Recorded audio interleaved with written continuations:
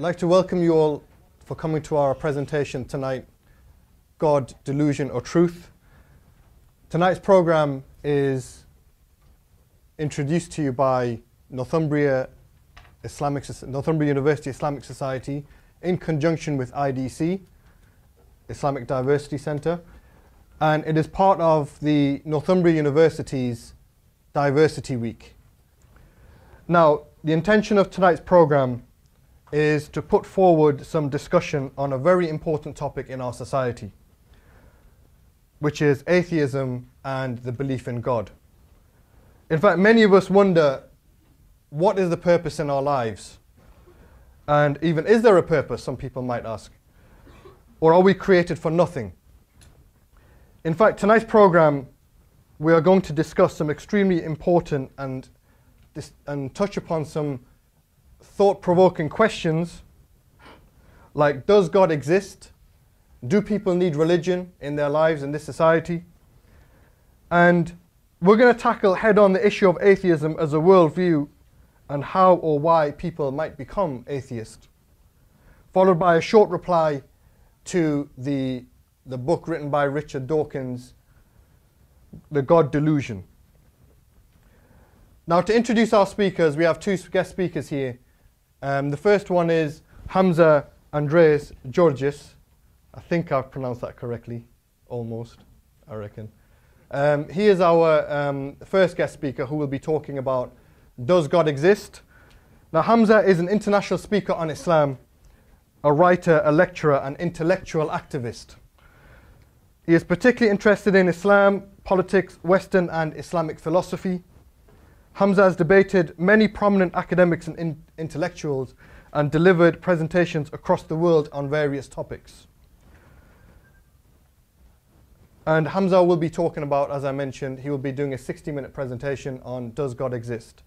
Our second guest speaker, AbdurRaheem Green, who has been to Newcastle many times, a Muslim convert or revert from Catholicism, accepted Islam many years ago and is now a well-respected international speaker on Islam, teaching Islam to both Muslims and non-Muslims around the world. He is in fact the coordinator for, or the founder for, the organization iERA. And the lecture he will be presenting to you all for about 60 minutes is, do people need religion in our society? So without any further ado, I'm going to ask our guest speaker Hamza, to start his presentation, inshallah, and then we will ask AbdurRaheem to follow then.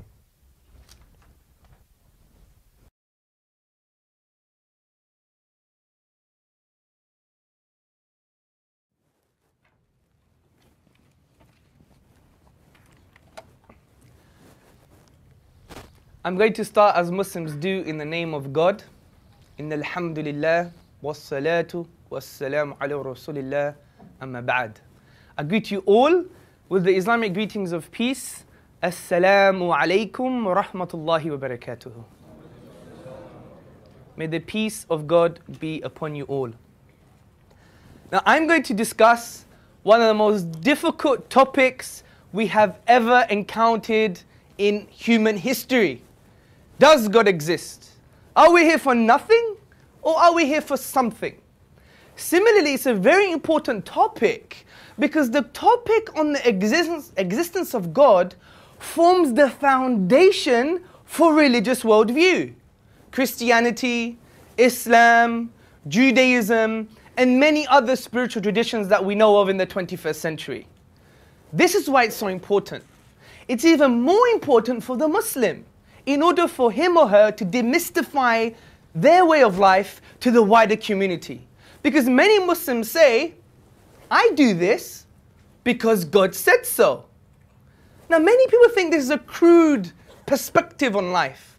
However, hopefully by the end of today, you will understand that this simple, profound reasoning is pegged on something very intelligent, very rational.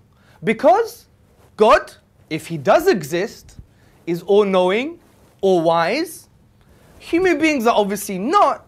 Therefore, it's just more rational to follow what He says. Now, how do we approach the topic? I think we should approach the topic in a Quranic way. The Quran is the book of the Muslims. And what does it say? And I think it has some good advice, timeless advice for human beings. It tells us to think. The Quran is a book that's intrusive. It wants to go right inside the mind of the human being and right inside the soul and the inner psychological dispositions of humanity. How does one do this though? I come from a psychology background. I studied in London. And as a psychologist, what do? You ask people questions. How are you, sir? He seems very fine to me. The Quran does exactly the same thing. أَوَلَمْ يَتَفَكَّرُوا فِي أَنفُسِهِمْ. Do they not reflect within themselves? Asking profound questions. أَفَلَا يَنْظُرُونَ إِلَى الْإِبِلِ كَيْفَ هُلِقَتْ. Have you not seen the camel and how we created it? وَكَذَلِكَ نُفَصِّلُ الْآيَاتِ لِقَوْمٍ يَتَفَكَّرُونَ. And thus do we explain our signs in detail for those who reflect. يَتَفَكَّرُونَ. Now in the Arabic language, this word for those who reflect doesn't mean being a desert romantic, touching the sand and just looking at the stars. No, it actually means the thing that you're reflecting upon, you must inquire about its implications. What does it mean to understand that there is natural law? What does it mean when I have an internal feeling that something must exist? What does it mean when we give purpose to material things, but yet we do not give purpose to immaterial things like our consciousness and our own minds? So the Quran points the way to thinking and reflection, and the arguments for the existence of God are going to be based upon the Islamic Quranic view. Think, ponder, reflect, meditate, understand. Everybody ready for the journey? Okay, I'm going to use 4 arguments for the existence of God. The first one is that God makes sense of the origins of the universe. The second argument is going to be God makes sense of the order, the design, the fine-tuning of the universe to allow life to exist. The third argument is that God makes sense of morality, of objective morality in the universe. And the final argument is going to be that God makes sense of the miracle of the Quran. Okay, the first argument, God makes sense of the origin of the universe. Now, brothers, sisters, and friends, we have all asked the same questions. Where did the universe come from? Why does it exist rather than nothing? This is why the famous German polymath Wilhelm Leibniz, he wrote in his famous essay, the first question which should be rightly asked is this: why is there something rather than nothing? Now, typically, atheists have said that the universe is eternal and uncaused. This is why the famous atheist philosopher David Hume, he said, how can anything that exists from eternity have a cause? Well, if we reflect upon this proposition, we will argue that it doesn't make sense. Because if the universe was eternal, that would mean our history is eternal, is infinite. But can we have an infinite number of anything? I would argue we can't for the following examples. Example number 1. Say in this room, we have an infinite number of people in this room. An infinite number. If I take 2 people away, how many people do we have left? Well, an infinite number. It doesn't really make sense. Example number 2. Say I have 100 balls in this room, and I continue to add another ball at each moment. Can I do this and make the number of balls an infinite amount? Of course not, because at every moment I could still be adding another ball. So these are the examples to show that the infinite doesn't really exist in the real world. And this is why the German mathematician David Hilbert, very famous, he said, the infinite is nowhere to be found in reality. It neither exists in nature nor provides a legitimate basis for rational thought. In other words, the thinking human being. The role that remains for the infinite to play is solely that of an idea. But brothers, sisters, and friends, events, history are not just ideas, they're real things. So we cannot have a forever history, an infinite history. There must have been a beginning. This is why the leading cosmologists and philosophers of science, such as Ellis, Kirchner and Stoger, they say, can there be an infinite set of really existing universes? We suggest that on the basis of well-known philosophical arguments, the answer is no. Now, this is philosophical babble, some people may say, or some kind of philosophical abstractions. What does science say about this? Well, I would argue this is also confirmed by science itself. According to physics, we know this thing called the Big Bang. Everyone heard of this? And I assure you it's not a thing that happens after too many curries. Now, according to the Big Bang, I got more laughs in America, by the way.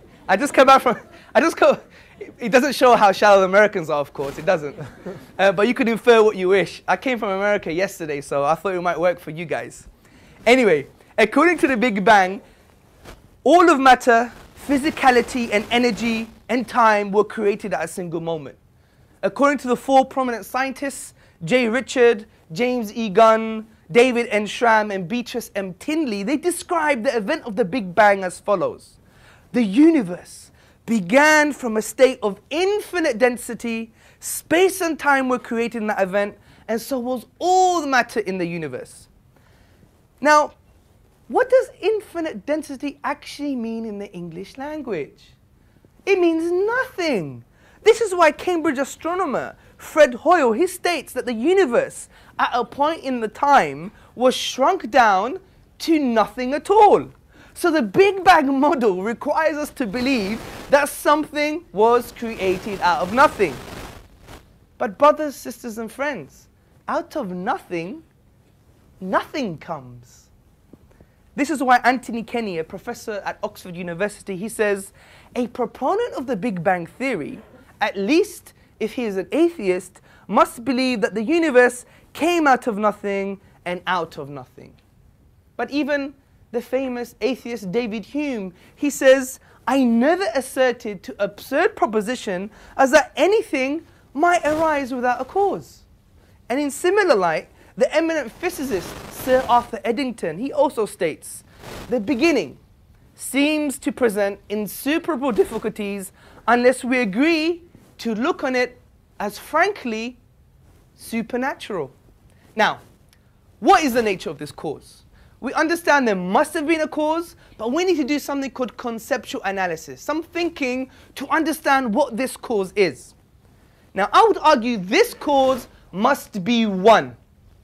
Something we need to think about very carefully, according to two aspects. The first aspect is according to the philosophical principle of Occam's razor. What's Occam's razor? It basically tells us, do not multiply entities beyond necessary. It makes no sense. Why have 2? Why have 3? Why have 999? It makes no sense. Well, the best and simplest explanation is the cause is one.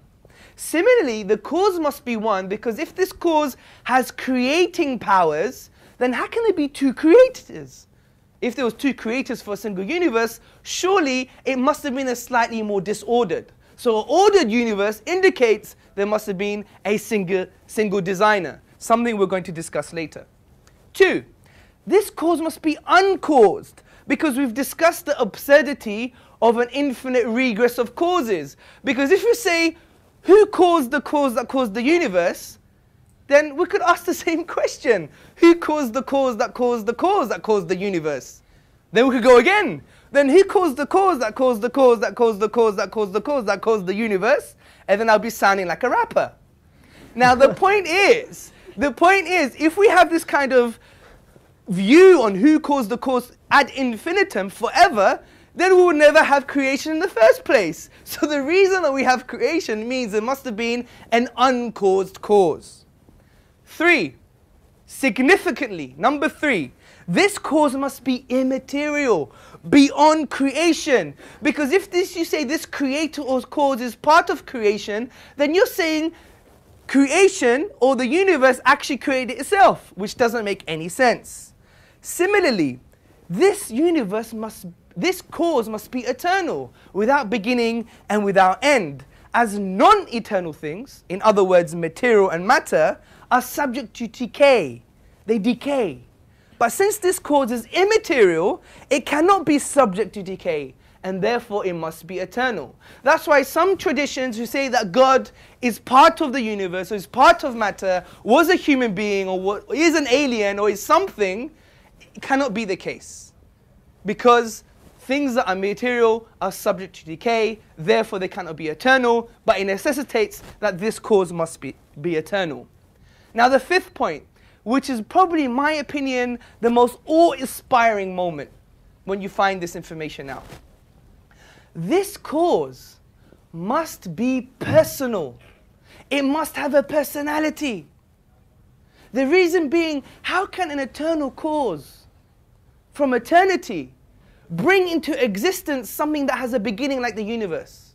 The only explanation, brothers, sisters and friends, is that it must have brought this universe into existence, must have chosen. And choice indicates having a will, and a will indicates having a personality. Also, if we think about immaterial things that we know to exist, such as the mind, we know minds have causal capabilities. Just lift your right hand, for example. You don't have right hands? There you go. So we could summarize the argument as follows. 1, whatever begins to exist has a cause. 2, the universe began to exist. 3, therefore the universe has a cause. But in my opinion, brothers and sisters and friends, I think the Quran, the book of the Muslims, actually summarizes eloquently and in a magnificent way the thing that we've just been talking about now. The Quran says in chapter 52, verse 35 to 37, or do they think creation came out of nothing? Or were they the creators themselves? Or did they create the heavens and the earth, the whole universe? Indeed, they have no firm belief. My second argument, God makes sense of the fine-tuning, the order of the universe to allow life. Now, we all believe that natural laws exist. And we all believe that not only they exist, but we can observe these patterns in the universe. For example, if I were to drop this piece of paper, what does natural law say? It's going to fly? No, it's going to fall because of the laws of gravity. But how do we explain this? Now, to claim that they exist without reason, in my opinion, is absurd. And this is why I would argue Professor Roger Penrose, he explains this very well. And he says, there is a certain sense in which I would say the universe has a purpose. It's not just there somehow by chance. Some people take the view that the universe is simply there and it runs along. It's a bit as though it sort of computes and we happen by accident to find ourselves in this thing. I don't think that's a very fruitful or helpful way of looking at the universe. And I would agree with him. Because it seems more probable, it seems more likely that if a universe were to exist, it would not allow us to live. Think about this. It seems more likely that if a universe were to exist, it would prohibit life, not allow life. And let me tell you why. Because, funny enough, brothers, sisters, and friends, this universe is hanging on a knife edge. The reason it allows life to exist because of a conspiracy of initial conditions. A conspiracy of initial conditions. And let's take some of these incomprehensible conspiracies into account. The first one is the expansion rate of the universe. Now, if the expansion rate of the universe was different by more than 10 to the power of minus 18 seconds, which is 1/quintillionth of a second, I never knew such a thing ever existed, there would have been no universe. And this is according to the likes of Stephen Hawking. Also, let's think about the low entropy of the universe. According to Roger Penrose of Oxford University, he states, in order to produce a universe resembling the one in which we live, the creator would have to aim for an absurdly tiny volume of the phase space of possible universes. Scientific mumbo jumbo.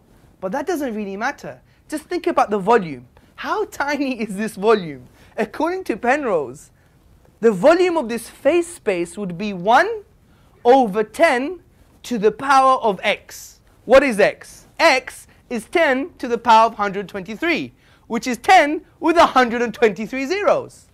Now, let's make this a bit more practical.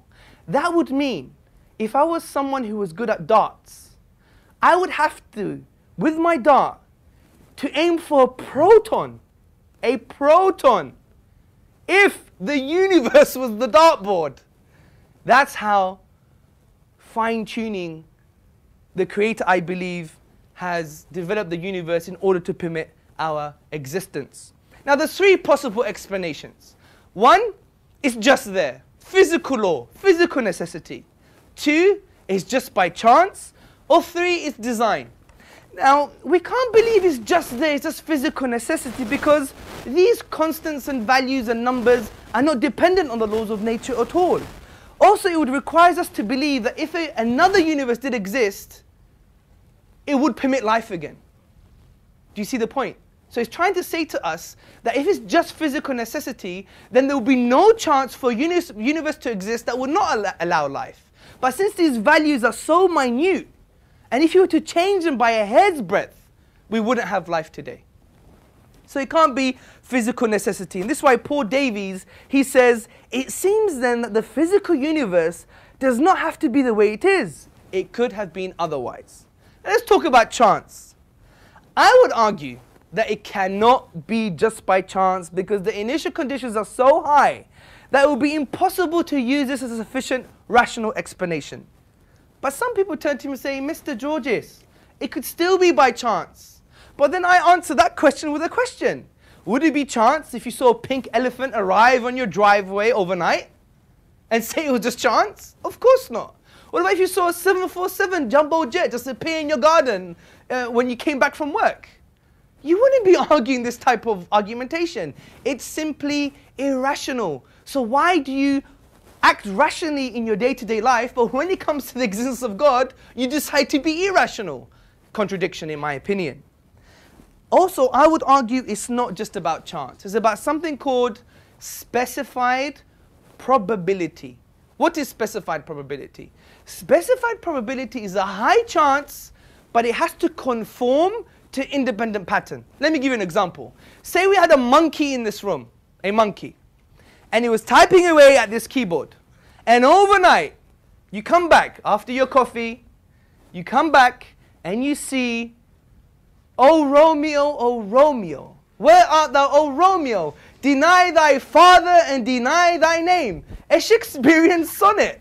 Would you believe that it just happened out of chance? Surely you wouldn't. You may expect things like dog, cat, tree, the, end, fish, fool. Do you see? However, since it conforms to the independent pattern of the English grammar, you would say, someone's being fishy. Someone had a copy of the keys, they opened the door, and they sedated the monkey for a while, or gave him a banana to eat a few bananas, and typed this thing himself. So therefore, we have sufficient reasons to believe that the universe was indeed designed. Let's summarize the argument. 1. The fine-tuning of the universe is due to physical necessity, chance, or design. 2. It is not due to physical necessity or chance. 3. Therefore, it's due to design. Again, the Quran summarizes this for us. The Quran, the book of the Muslim. It says in chapter 2, verse 164, in the creation of the universe, and the alternation of the night and day, and the ships which sail the seas to people's benefit, and the water which God sends down from the sky, by which He brings to earth life when it was dead, and scatters about in it creatures of every kind, and the varying direction of the winds, and the clouds subservient between heaven and earth. These are signs indeed for people who use their intellect. My third argument, brothers, sisters, and friends, is that God makes sense of the existence of objective right and objective wrong. I would like a consensus, if possible. Who believes that genocide, killing innocent children is 100%, without question, beyond human experience, wrong. That's almost 99.999% of us. But the only way we can have this worldview, and think about this very carefully, the only way we can have this worldview if God exists. Now this doesn't mean people who don't believe in God do bad things, no. There's plenty of compassionate, good, well-meaning atheists, humanists or secularists. That is not the argument. The argument is the basis for our worldview. Can we even believe in such a thing as objective morality?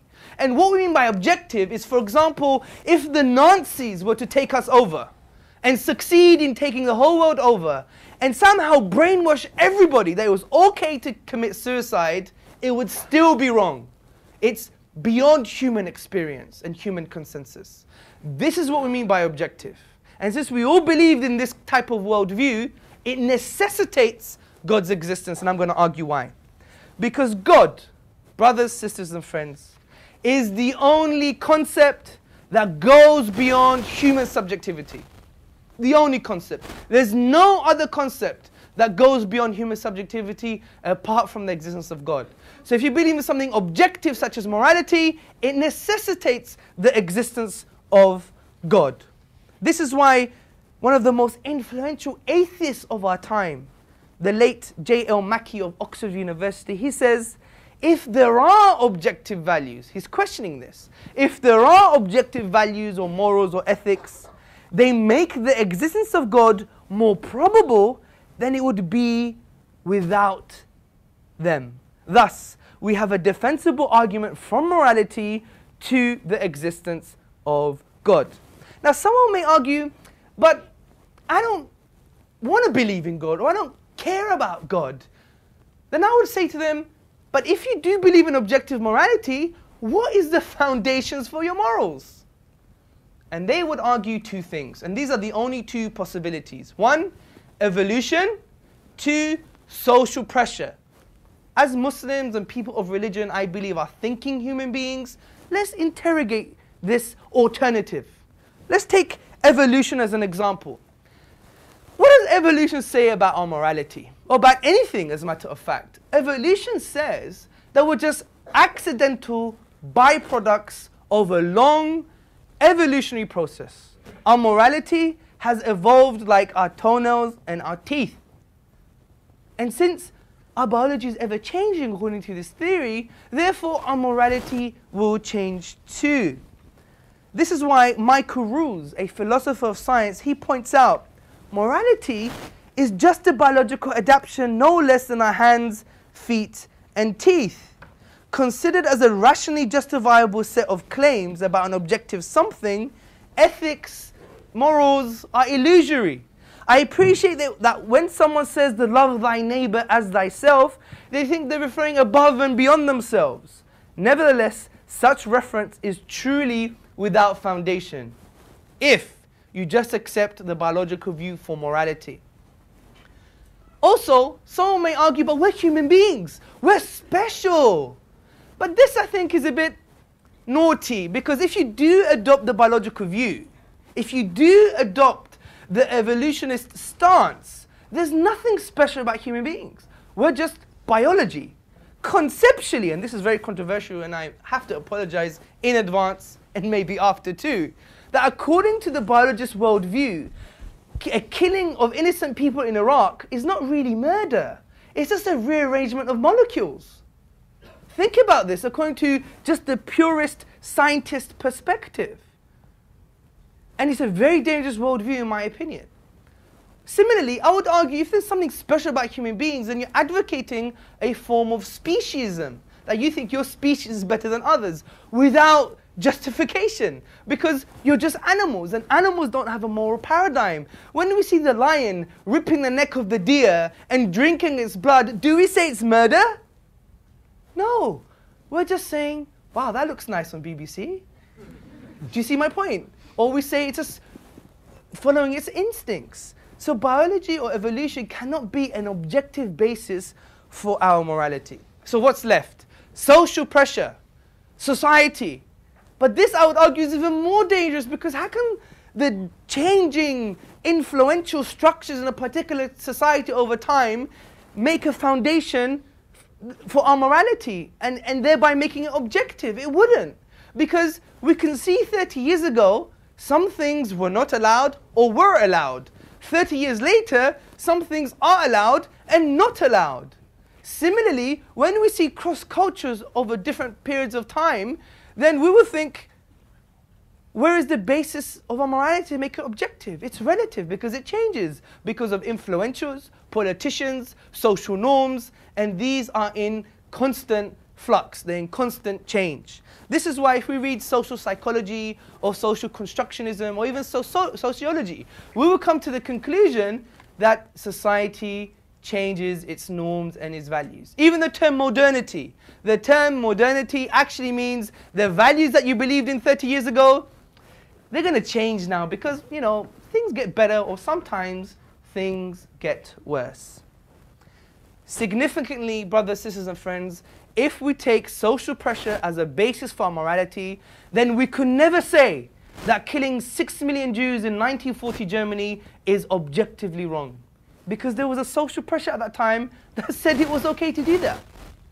But since people of conscience believe it's 100% wrong, we cannot take social pressure as a basis for our morality. And this is why... You just misrepresent. That's right.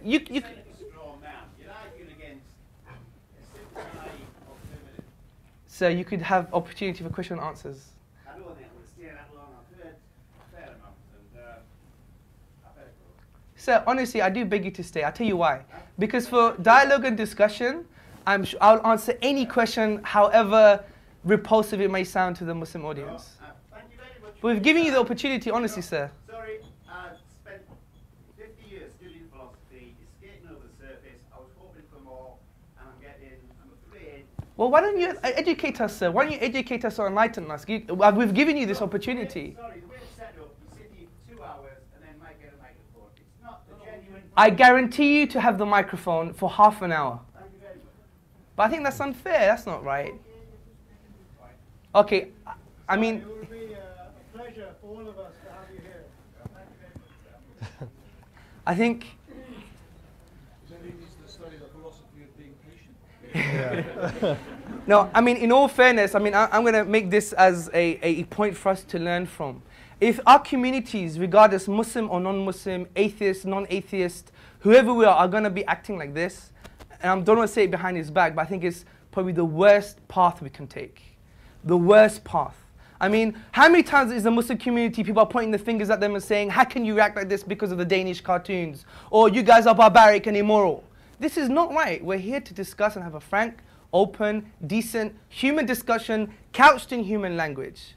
And I think it's unfair for things like this to happen. It's not right. And I think, you know, I ask everybody, if anyone has even the most bizarre question that you think would even insult anybody, please do ask the question. Because the Prophet Muhammad said in a narration, sallallahu alayhi wasallam, peace and blessings be upon him, the cure to ignorance is to ask and learn. And this is what we should do. Okay, this is why Richard Taylor, the eminent ethicist, he said, the modern age, more or less, repudiating the idea of a divine lawgiver, has nevertheless tried to retain the ideas of moral right and moral wrong without noticing that in casting God aside, they would have abolished the meaningfulness of right and wrong as well. So to summarize the argument, 1, if God does not exist, objective morals do not exist. 2, objective morals do exist. 3, therefore God exists. My final argument is going to be the miracle of the Quran. As I said in the beginning, the Quran is an intrusive text that likes to tap into the inner dimensions of humanity. His aqliyah, which means in Arabic his intellect, his nafsiyah, his internal, emotional and psychological disposition. And we heard all the things that the Quran does. It likes to tease and agitate and make someone think. But the Quran goes further than this, brothers, sisters and friends. The Quran actually challenges the whole of mankind. In the 2nd chapter, verse 23, the Quran says, I'll say in Arabic then in English, وَإِن كُنْتُمْ فِي رَيْبٍ مِمَّا نَزَلْنَا عَلَىٰ عَبْدِنَا فَأْتُوا بِسُورَةٍ مِّن مِثْلِهِ وَادْعُوا شُهَدَاءَكُم مِّن دُونِ اللَّهِ إِن كُنْتُمْ صَادِقِينَ. And if you're in doubt, talking to human beings, to humanity, to the doubters, to people of different varying philosophical persuasions, if you're in doubt about that which we have sent down to our servant, referring to the Prophet Muhammad, peace and blessings be upon him, then bring one chapter like it, one chapter, and call on your witnesses and helpers and supporters besides God if you are truthful.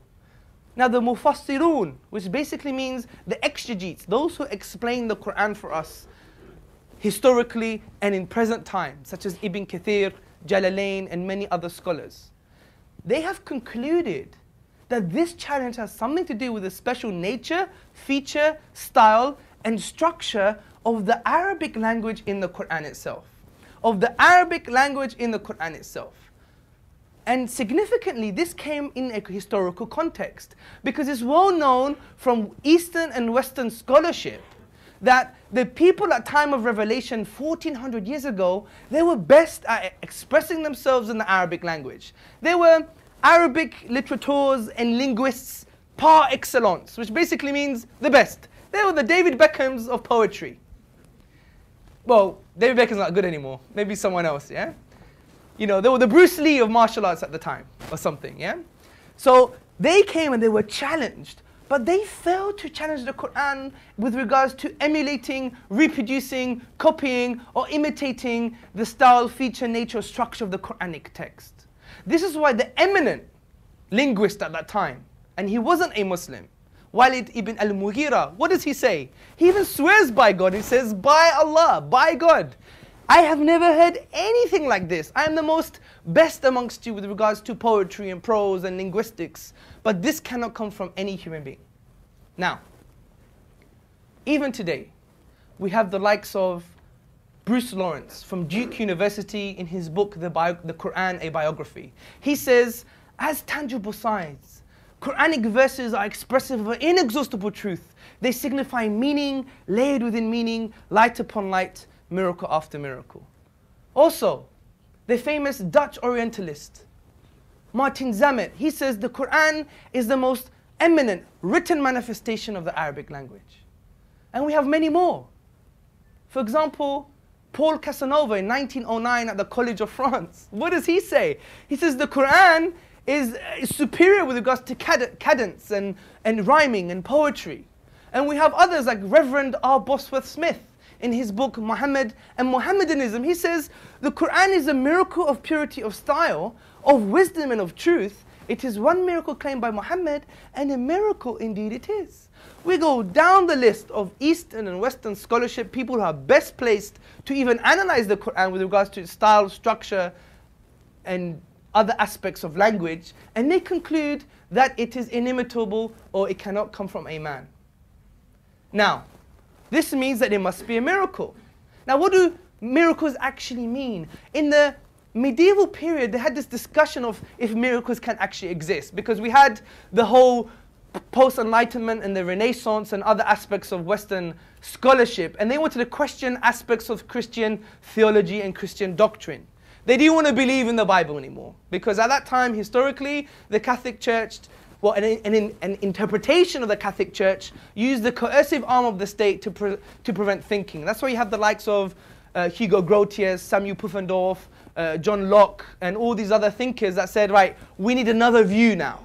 So one of the views were, for example, David Hume, he wanted to reject the concept of miracles, and he defined it as violations of natural law. But this is not the Islamic position, because I would argue it's irrational to claim that a miracle is a violation of natural law. Because what are natural laws? Natural laws are just generalizations of patterns we perceive in the universe. If something changes from that pattern, does it mean it's a miracle? No, maybe we didn't put our glasses on, or we went for a coffee, or we didn't scrutinize or think deeply about what that pattern really was. Or maybe we haven't waited long enough. Now, the Islamic concept of miracle is something a bit more coherent in my opinion. It is an act of impossibility. Something we cannot explain via nature. So when we exhaust nature, we don't find an explanation. Let me give you an example.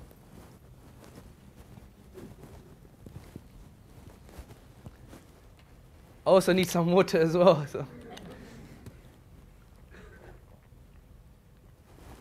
Okay, the example is, say I take this bottle and I remove carefully the lid and I put it back, I give it a good shake, and voila, we have AbdurRaheem Green. Now this would be slightly impossible. The reason it's impossible is because how can we, from the nature of the event, create AbdurRaheem Green? It's an act of impossibility. Even when we go to the nature and we try to exhaust all combinations, let's shake it this way, that way, or that way. Yeah? How do we do it? How? We can't even do it. So when we exhaust all possibilities, we cannot create AbdurRaheem Green. So it's an act of impossibility. Similarly with the Quran, when we go to the Arabic language, the finite 28 letters, the finite words, the finite grammatical rules, and we exhaust every single possibility, Bob's your uncle. You can't have the Quran. We cannot create the Quran. And this is why we say it's an act of impossibility, and therefore God makes sense of the miracle of the Quran. Now, brothers, sisters, and friends, how long do I have left? 15 minutes. 15 minutes. Excellent. I have 15 minutes. I think what's very important to understand as well is the concept of purpose. Think about this, the concept of purpose. Because even if you reject the idea of God, that you may not even be able to prove God's existence via morality, science, or any type of philosophy and method, I would argue that the most profound argument is the concept of purpose. Think about this. You are sitting on chairs, brothers, sisters, and friends. You are sitting on chairs, and these chairs have a purpose. What are their purpose? To sit on. But chairs are material. They don't function psychologically. They don't have cognitive powers. Chairs cannot think or feel, yet we attribute purpose to them. Similarly, do you know in a particular forest there is a moth? And this moth, its job is to drink the sap from the tree. And do you know there is another moth that its job is to sit underneath the backside of the first moth? And do you know what it does? It drinks the poo of the first moth. This is the BBC for you again. David Attenborough.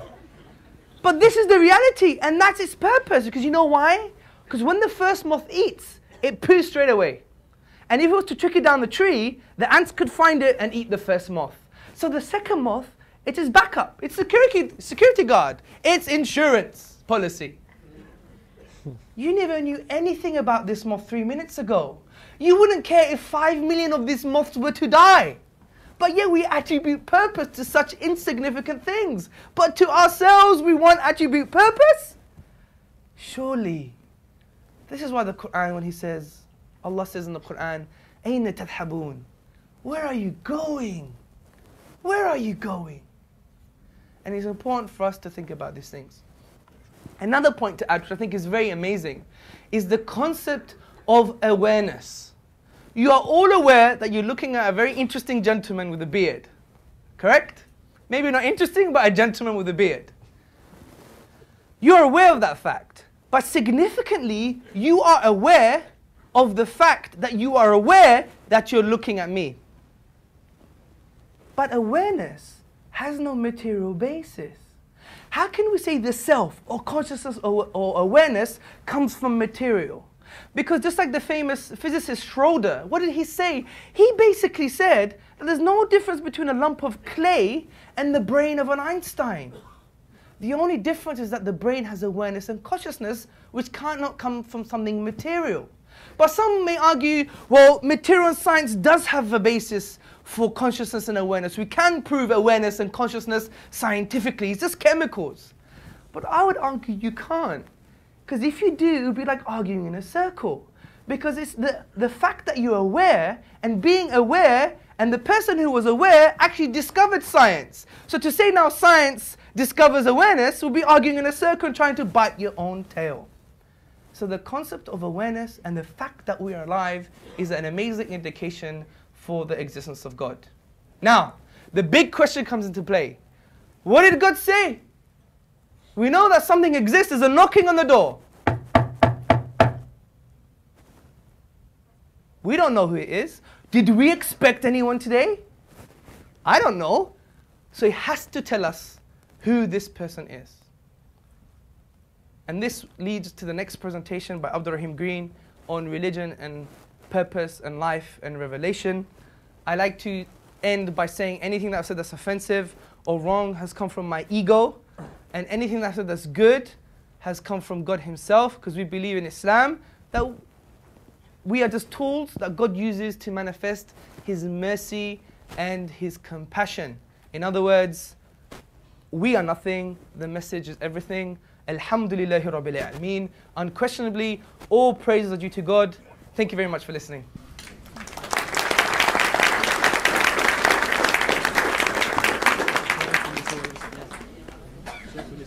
Okay, well, I'd like to thank our speaker Hamza for enlightening us on such a topic. I'm going to invite our next guest, AbdurRaheem Green, to come and talk about, do people need religion in our society? But before that, I just want to mention again that everybody will get an opportunity to ask questions and answers at the end of the presentation. Especially our non-Muslim guests, they will get priority to ask questions first, and then anybody else after that. We will have the mics coming round for those who want to ask questions. So I'd like to invite our guest, AbdurRaheem Green, to speak on the topic, do people need religion in our society?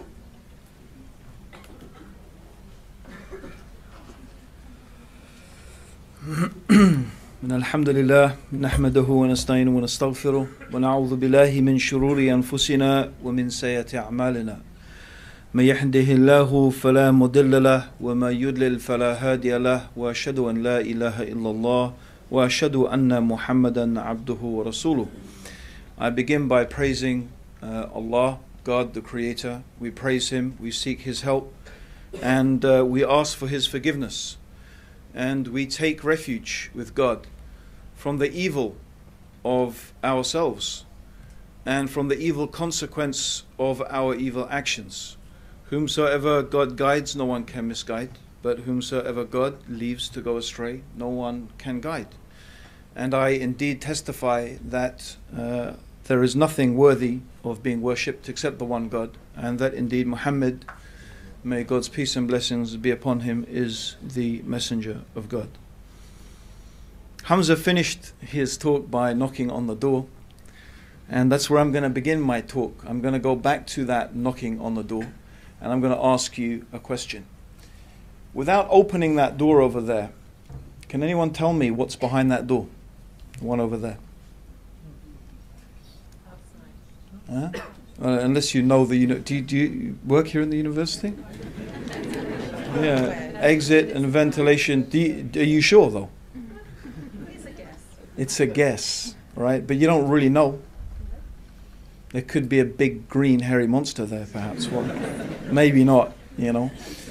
But actually, all I'm really trying to do is, although our intellect is hugely important, and both me and Hamza would argue vigorously that in order to understand God, in order to understand religion, we have to use our intellect. And there may be other ways, but we would probably both of us argue that the intellect is one of the most important tools that we have. But your intellect has a limit.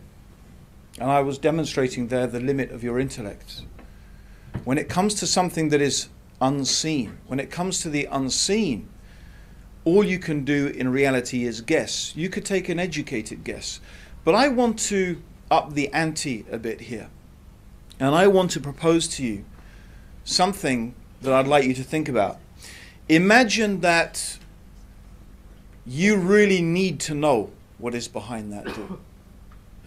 In fact, let me suggest to you as a thought experiment for this evening that knowing what is behind that door is absolutely essential to your survival.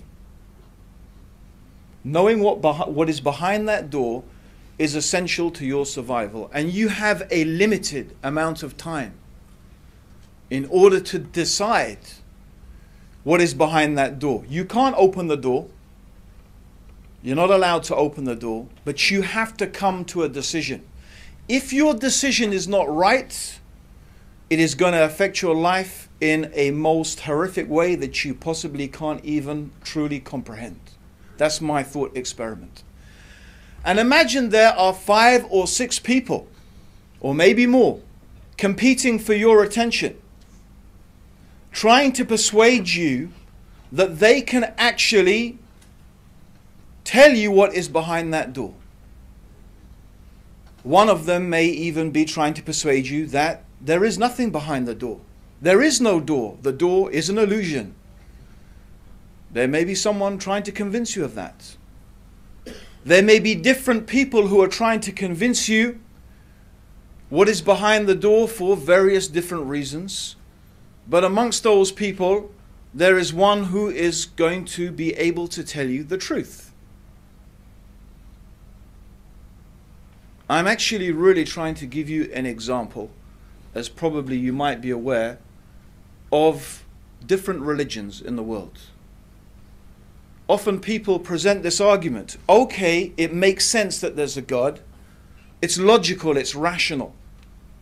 The most rational proposition, and I would just really sum up my opinion about Hamza's quite detailed and philosophical discussion, is that the most rational conclusion of the rational mind is that this universe has an intelligent, powerful creator.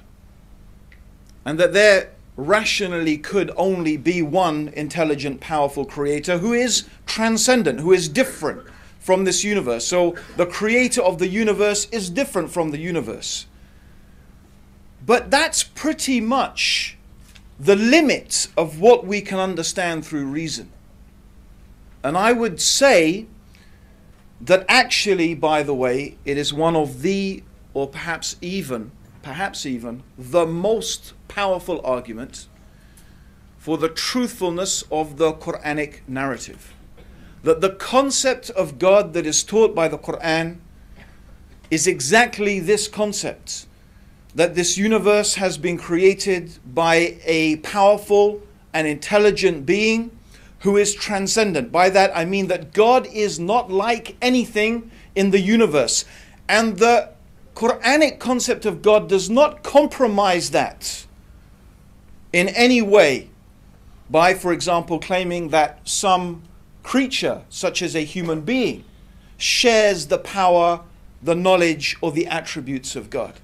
And that would be a self-contradictory statement. If you think about it, if you're claiming that a created being has any of the power of the knowledge of the ability of God, then the whole basis upon which you build an argument for the existence of God in the first place, it falls down. It demolishes itself. So that's what I would propose, first of all, is one of the most powerful arguments, one of the most persuasive arguments that a person should believe what the Muslims are saying. Because the similitude or the example I'm giving of the door is really the example of the afterlife. It's the example of the afterlife. It's also the example of knowing God. How can we know God? Through what means can we know God? Is there a means to know God? All of these questions and more, the ones that Hamza also introduced, the purpose of life. Why are we here? What is it all for? What is the reason for our existence? These are, of course, all the questions that religions in various different ways try to answer. And there is another issue, the problem of evil. Of course, this has been raised a lot recently. with the earthquake in Haiti, and before that with the tsunami. And constantly there are these disasters, and priests and bishops and imams and theologians and philosophers are presented, and how does God, a good God, let these things happen? And of course there are certain atheists, well-known atheists, who imagine that this is a very powerful argument, a very persuasive argument, that God does not exist. But I'm sure if you manage to follow Hamza and his arguments, you will first of all, and very importantly, realize that the existence, or what they call the problem of evil, has nothing to do with the existence of a powerful, intelligent being who has brought this universe into existence. It's got nothing to do with it. The existence of earthquakes and disasters and AIDS and human beings killing each other has got nothing to do with the question as to whether there is a creator or not. And trying to connect those two is an emotional argument. It's an emotional argument. It's not a rational argument. It's emotional. Extraordinary from people who claim to be atheists, who claim to be rational. There is no logical connection between the two things. How do you explain an organized, systemized universe?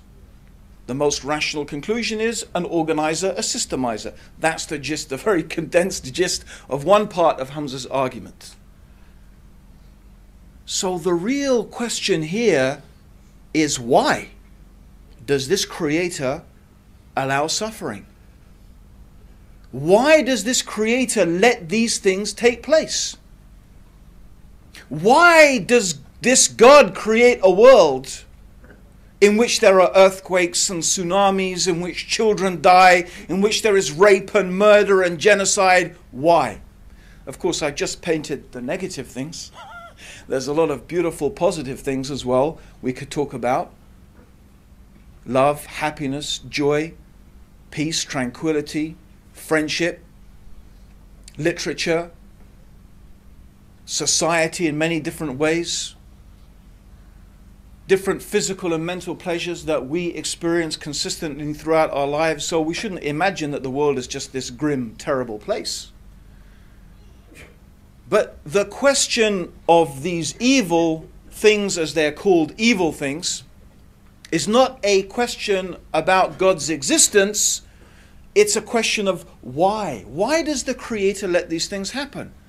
Now again, how can we know the answer? How can we know the answer?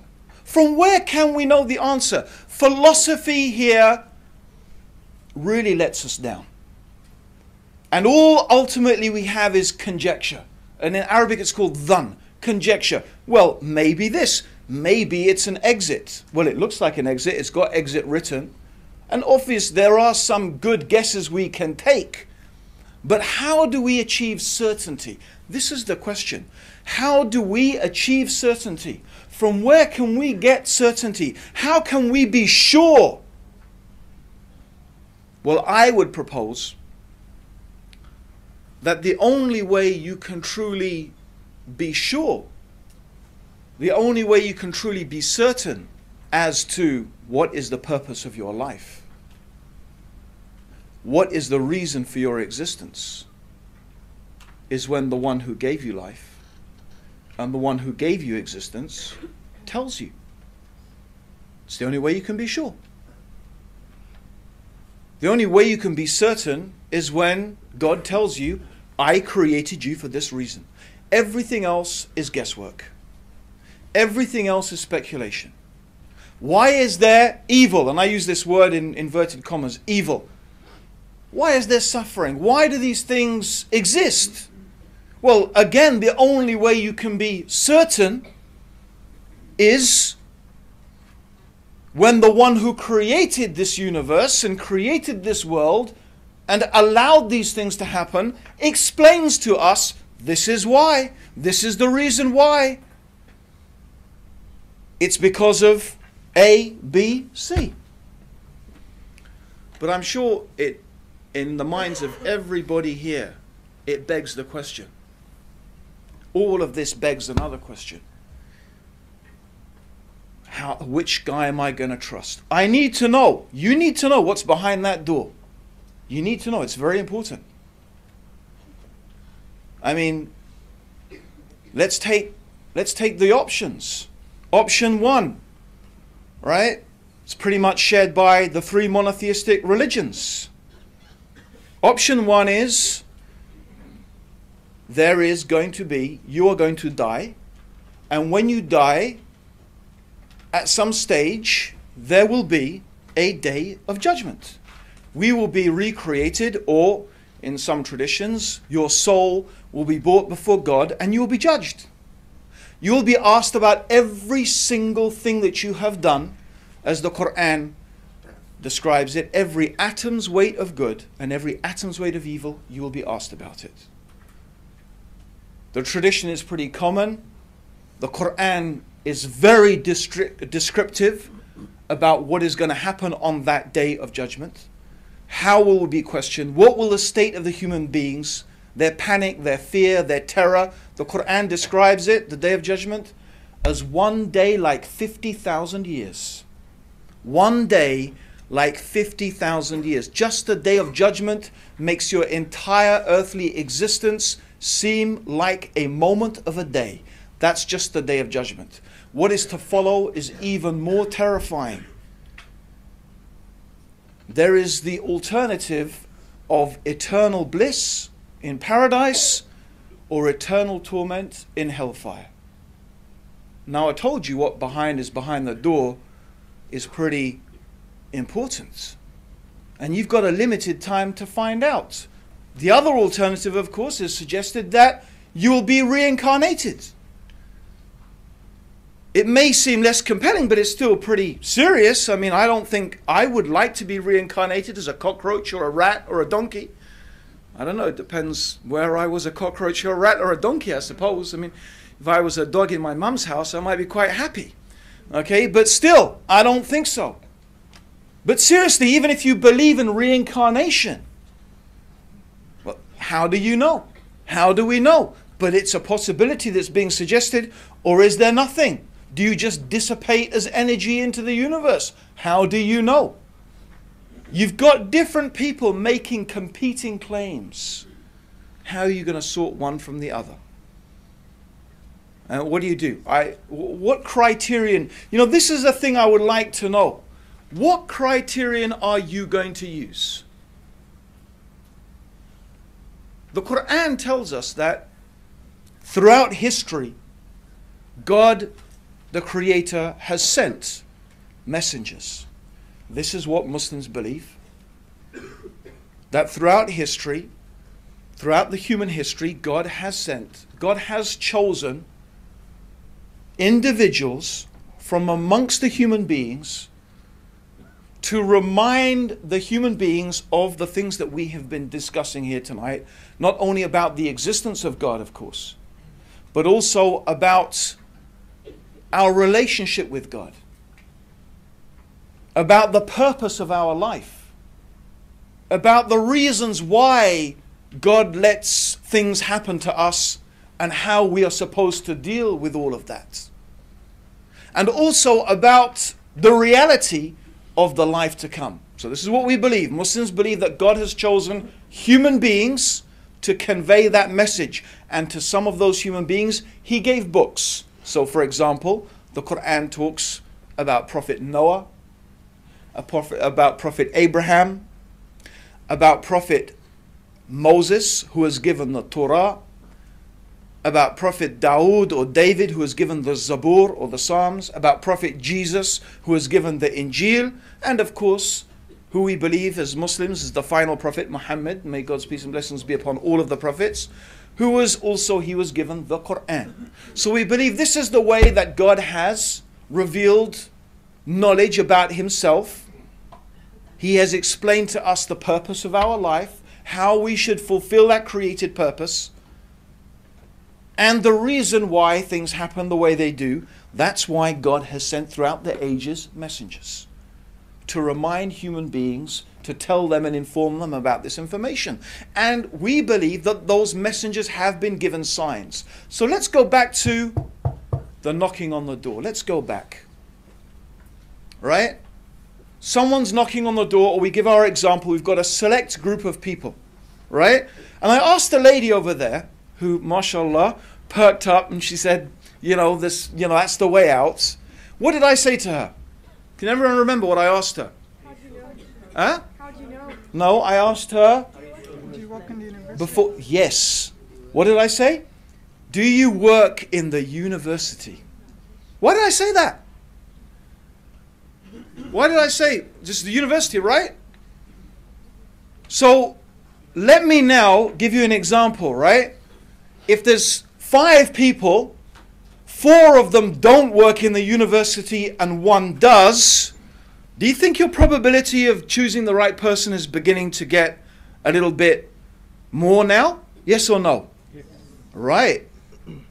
But, shall I just accept her claim? It's important. You need to know what's behind that door. You've got time to question. Don't say you haven't. No, I want to play on my PlayStation. I want to play on my whatever this thing they call. I'm listening to my phone. I don't know. You've got plenty of time. Believe me, you've got enough time. In your life, you've got more than enough time. Ask the question. Okay? So she made a claim. I could just say, she looks an honest type of lady. She really does. So she's got a nice smile as well. That's going to convince me. Like, apparently most American, you know how you get to be voted a president in the United States of America? You have the biggest smile. Apparently, statistically, the guy with the biggest smile gets voted in. So, I don't know. Maybe he's got a nice smile. I don't know. Seriously, but it's important. This is a really important issue. So maybe, I might ask her, do you have some ID? You say you work in the university. Can you prove it to me that you work in the university? She says, yeah, sure. So out of her back pocket, she pulls a pass, right? This is the University of Newcastle, right? University of Newcastle, right? Northumbria, you see, there you go. Okay? I'm in the wrong planet already, okay? So University of Northumbria, it's written there. And there's her photo, and that sure looks like her, right? Now, how much more are you going to be convinced? Yeah? I mean, and then what if she tells you, well, actually, I know what's behind that door because that's the way I take every day to my office. And, bit by bit, you could get more and more convinced. Do you understand what I'm trying to say? Is that there are signs. There are things that would indicate to you whether that person is speaking the truth or not. And that's exactly what we believe that God has given to His messengers. God has given to His messengers. Right? He has given them signs. They were given things that when a person sees them and they study them and they look at them, they know that these are indications that that person must be speaking the truth and they must be truly what they claim to be. It's interesting that C.S. Lewis, he gave a criterion. He said something which, as a principle of analysis, we Muslims happily accept.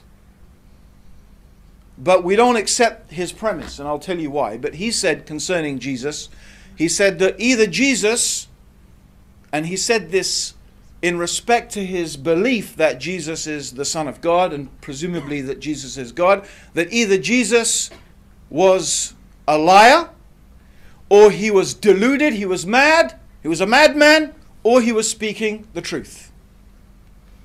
And he says, well, if you look at the life of Jesus and what Jesus said and how he behaved, you can eliminate those. You can say, well, he wasn't a liar and he wasn't mad, so he must have been speaking the truth. There is, of course, another possibility.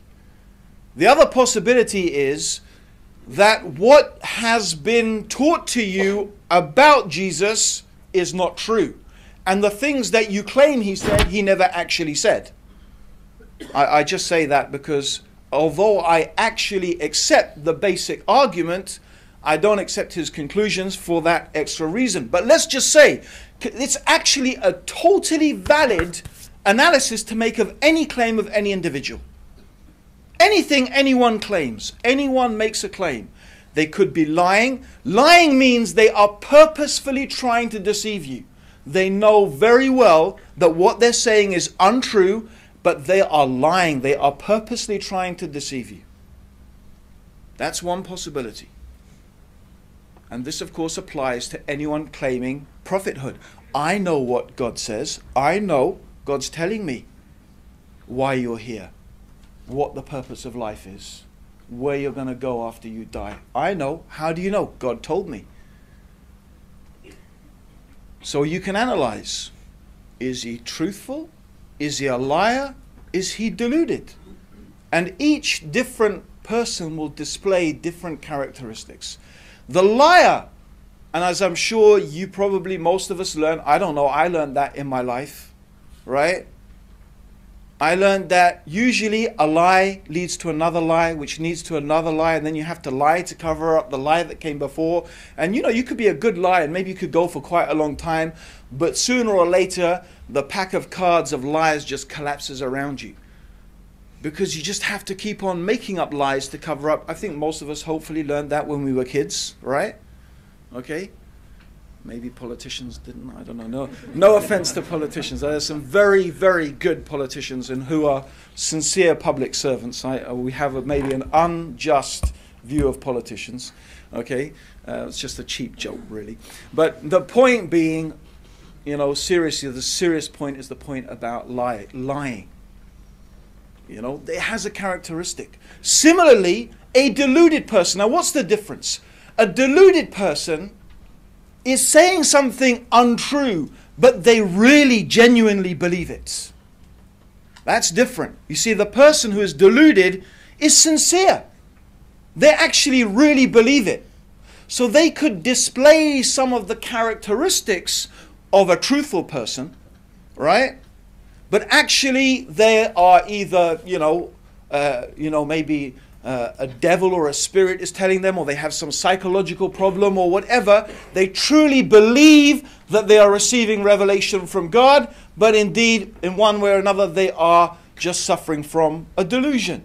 And I'm sure you can understand, therefore, that the characteristic of that person is very different from the liar. Very different. But there are still ways that you can identify that. The third option, as long as we agree that what we are hearing and observing about this person is accurate, then the third and only third option is that that person is speaking the truth. Now it's very interesting, because if we can apply this criterion to any man who comes along and claims that he is receiving revelation from God, that he is a prophet, maybe we can begin to make a type of decision. Because hopefully we would agree that, let's go back to our people. You have to know what's behind the door, right? What process are you going to use? And I often ask people this. If someone comes knocking on your door, right, and says, I've come to read the gas meter, I don't know here about in Newcastle, right? But I mean, in London, we live in an almost, I feel we live in an almost permanent state of fear. I really do. I haven't been outside to my garden for, I don't know, quite a few days, because it's been pretty cold and I was away, and, I was on a trip abroad, and I came back, and sure enough, what did I find? Someone had, actually crowbarred open the door of my garage and been rummaging around in the garage. My kids are terrified. My kids, but I didn't even tell them, because they live in fear. Which is what we could come to about, does our society need religion? I think Hamza introduced that subject very nicely with the problem of, how do we know what's right and wrong and good and evil? What's our morality based upon? If we don't have religion, do we even have morality? Isn't it morality therefore just a social construct? It just changes from hour to hour, minute to minute. And if it changes from hour to hour, minute to minute, do we even have really morality? No, that's his argument, and I agree with it. We don't. It's illusionary. You need, and this is why I'm going, you need this certainty. But the certainty is important. We need to know that this is really from God, and this is our problem. In the rational age, we need a rational explanation. We need a religion that not only teaches us morality, but we can have rational reasons to believe that that religion truly is from God. And I would invite you to make that examination not based, by the way, on morality. Interestingly enough, I'm going to say you need to put aside morality. Why?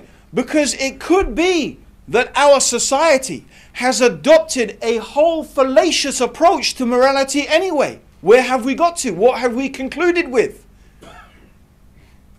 Maybe we have reached a stage where our moral compass has lost its bearings.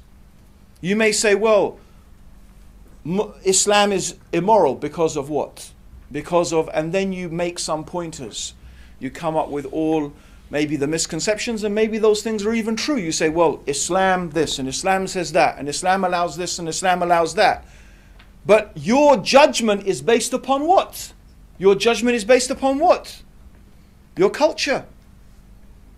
Your present state of morality. Interestingly enough, by the way, back in the days when, well, you could, I don't know, maybe there are some of us here who would say back in the days when Britain was great and we had an empire, and there'd be other people who were saying, what are you talking about, great British Empire?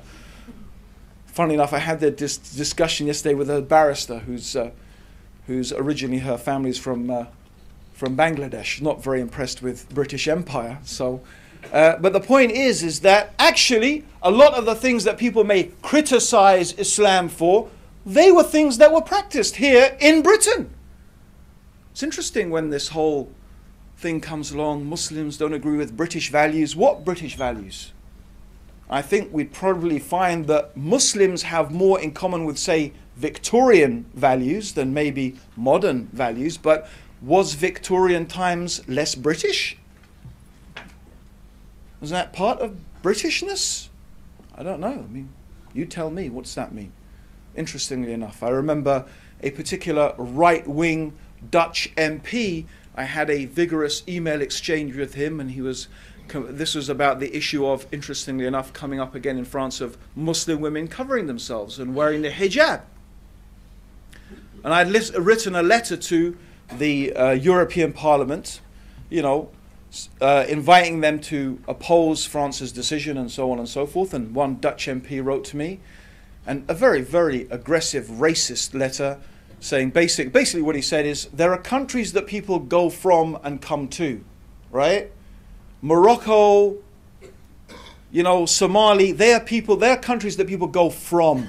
They run away from those countries and they come to places like Britain and the Netherlands. Yeah. So basically what he's saying is, if you want to come to our country, you behave the way that we tell you to behave, more or less. Yeah. So anyway, I wrote a pithy reply to him, you know, and he said, oh, we have to de-Islamicize Europe. De-Islamicize Europe. And that's a very interesting concept, de-Islamicize Europe. I said, do you know, by the way, that the numbers you use every single day, does anyone know where those numbers come from? Do you know where they come from? They're Arabic numbers. 1, 2, 3, 4, 5, those actual numbers, the actual shapes that you use, the numbers you use, including, by the way, the 0, are Arabic numbers. So if you want to start de-Islamicizing Europe, get rid of the numbers. Yeah? I mean, just make sure you do a thorough de-Islamicization. Yeah? And especially the use of 0, which was unknown except in India, but it was developed into practical application by Muslim mathematicians who developed the use of the 0. Of course, algebra, you can't even imagine basic things in our society existing without algebraic equations. I mean, some of us may quite happy to get rid of algebra, but I think on a practical scientific point of view, we couldn't do much without it. But algebra, of course, is something. The word itself is Arabic, al-jabra, from Kitab al-Jabra, which was written by a famous Muslim mathematician who developed the whole system of algebra, by the way, in order to calculate the zakat. So I won't go into the whole thing. I mean, what do you mean de-Islamicize? So, I mean, my point is morality. If you're going to use the position of morality, that's not a good position to take. No, we have to go back. We have to look at the basics. And I'm asking you now to make an analysis, to look at the Prophet Muhammad. May God's peace and blessings be upon him. In the light of these three things, just these three things, was he truthful? Was he deluded?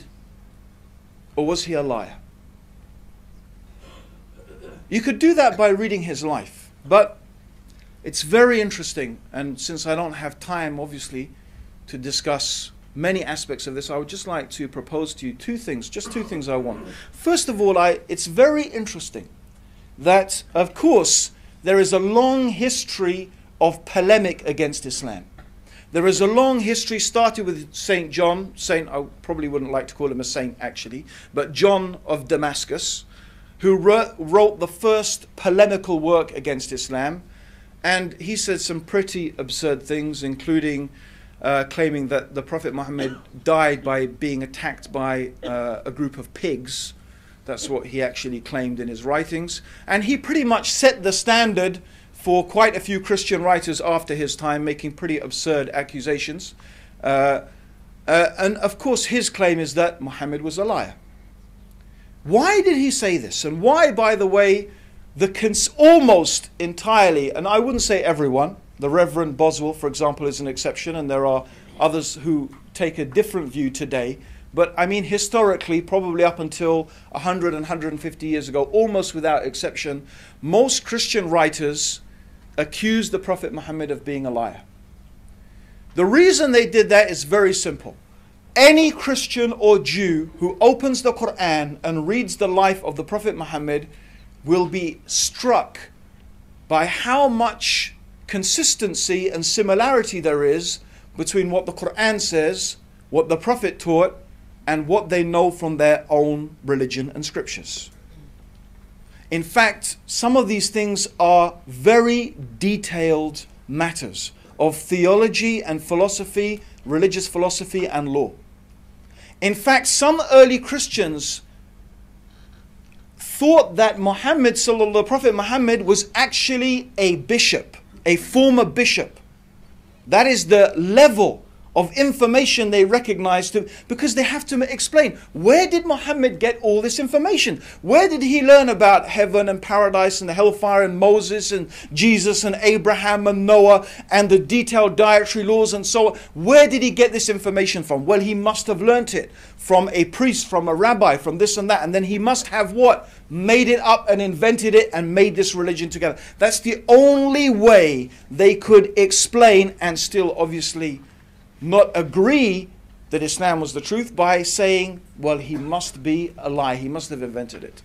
And it's very interesting that there is another group of writers, and these writers are much more modern, and people who have now accessed themselves to the sources and have begun to read for themselves about the life of the Prophet, in other words, not relying upon these Christian polemicists. And they said, well, that we don't really find evidence from the life and character of the Prophet Muhammad that he was a liar. In fact, it's extraordinary. His people used to refer to him, even before he was a prophet, or he claimed to be a prophet, as they would say, they used to refer to him as Al-Amin, the truthful and the trustworthy one. And they give many examples of his behavior, of his character, totally out of character of a person who is a liar. In other words, they testify to his truthfulness, his honesty, his absolute sincerity, and that they say it's not possible that he was a liar. They say, but he must have just thought that he was a prophet. He must have really believed it. He believed it, but he was, epileptic, and people who have epileptic fits, they have these visions and so on and so forth. And so they tried to explain this by saying, well, he was deluded. He thought he was a prophet. That explains his sincerity, that explains his behavior. But of course, he wasn't speaking the truth any more than the liar was, but they can't reconcile his character with being a liar. But the interesting thing is, you can't be a liar and be deluded at the same time. That's why there's only three possibilities. And I'll give you an example. If you are a liar if someone comes and asks you a question, as it happens a lot in the Quran, a lot of the time they ask, it says, the Quran says, they ask you, O Muhammad, they ask you about this, they ask you about that. And then the Quran gives an answer. So imagine this, someone comes and asks the person, we're going back to our people, imagine here, remember, you need to know what's behind that door. So they come and ask a question. Let me test, let me see if this person really knows this. Now, if you're a liar, what are you going to do? You want to give the right answer. So if a rabbi or a Christian or he's coming to you, what would you do? If you've got your source of information, you want to give the right answer, you're going to either construct a very ambiguous reply, or you're going to go back to your source of information and you're going to find the answer and then deliver the answer. It's a lie, it's a deception. If you are deluded, you think that God is going to reveal it to you. You don't need to go and look for a reply. You don't need to go and search out the answer because you're really sure that God's going to tell you, because I really believe I'm a prophet of God. Do you understand how you can't be a liar and be deluded at the same time?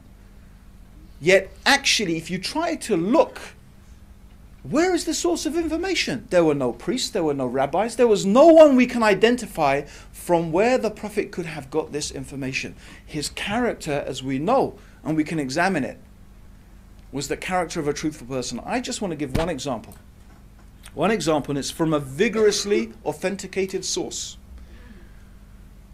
This is an amazing example, and I just leave it for you to ponder on it. After many years of the Prophet preaching his mission, suffering incredible hardships, difficulties, seeing his beloved wife Khadija of many years die after a boycott, having seen his followers tortured, killed, forced into exile into Ethiopia, the Muslims suffered terrible things.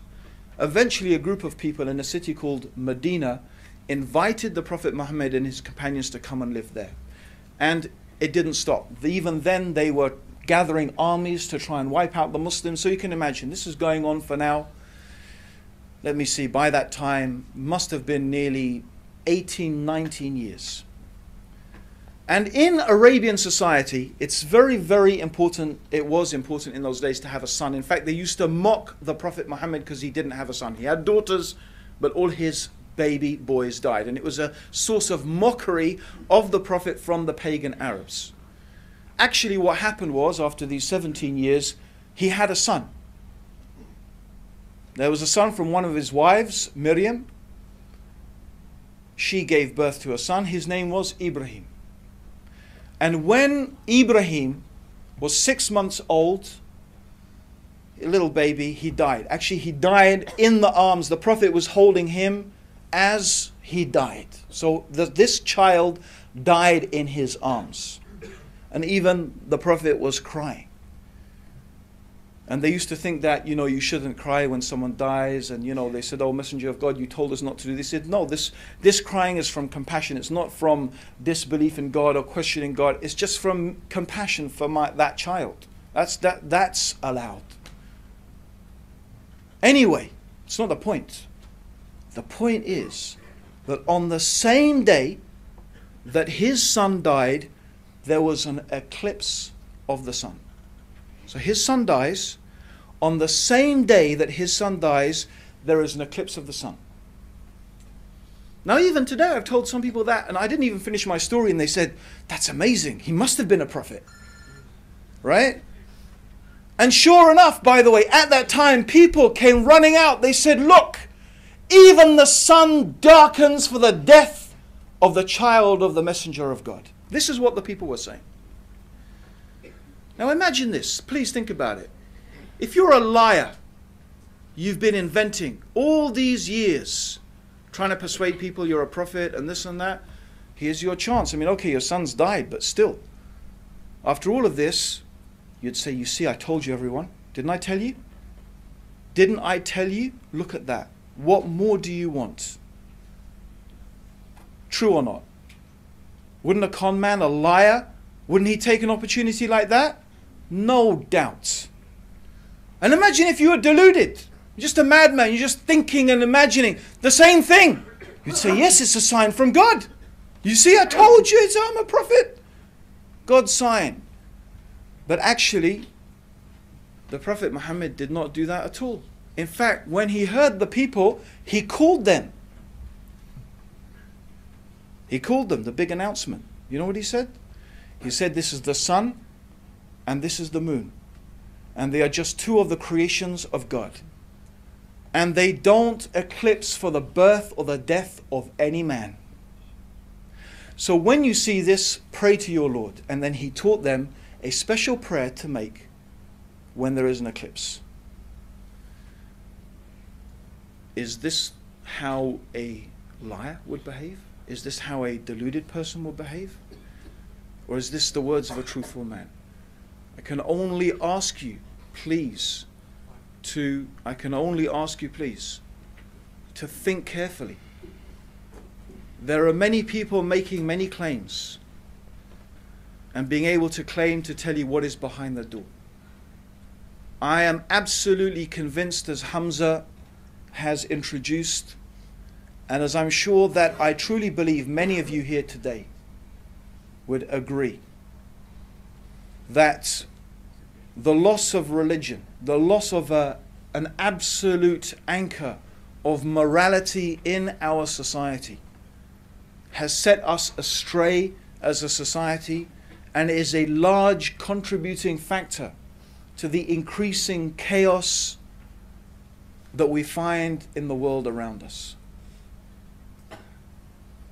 I have no doubt in my mind that society, Western society, the world as a whole, actually needs religion more now than it ever did. But where is the religion that can offer us certainty? Where is the religion that can offer us a rational certainty that is not merely based upon what our ancestors did, or just some belief, or maybe it just makes me feel good, or that person smiled nicely? Certainly I believe that all of us have a duty, as Hamza has mentioned the verses of the Quran, to think deeply about these issues, to think very deeply about these issues. Of course, all we, both of us, have been able to do is a little introduction to all of you on a vast topic. It is our happiness and joy to be able just to stand here in front of you and share some of our thoughts, our understanding, our feeling. It, of course, is totally up to you and your own conscience, how you deal with it, what sense you make of it or not. As the Quran says, La ikraha fid din. There's no compulsion in religion. No one should be forcing anyone what to believe or what not to believe. But I do believe that having a discussion is important, that at least if you could understand, even if you could understand, that Muslims do have a rational basis for believing what they believe, for behaving the way that they do. It's not based upon some mere, irrational emotion. That there are some, and I believe, of course, compelling reasons to believe that not only does society need religion, that Islam is something that can contribute hugely to the well-being of society. And I do look forward to that, and may God bless all of you for coming here tonight. May God guide you, and God may guide me also closer to the truth. May His peace and blessings be upon all of you. Assalamu alaikum wa rahmatullahi.